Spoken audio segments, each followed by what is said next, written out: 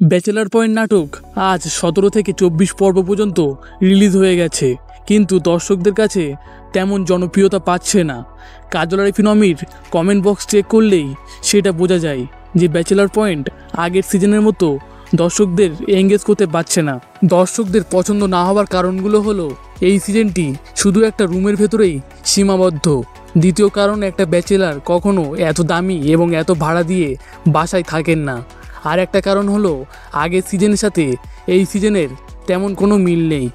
আর একটা কারণ হলো এখানে নতুন নতুন ক্যারেক্টার ঢোকাচ্ছে, তারা ভালোভাবে দর্শকদের মন জয় করতে পারছে না। মিশু সাব্বির ব্যাচেলার পয়েন্টের অন্যতম জনপ্রিয় ক্যারেক্টার, যে স্ক্রিনে আসলে দর্শক চোখ সরাতে পারেন না, আজ সেই নেই সিজন 5-এ।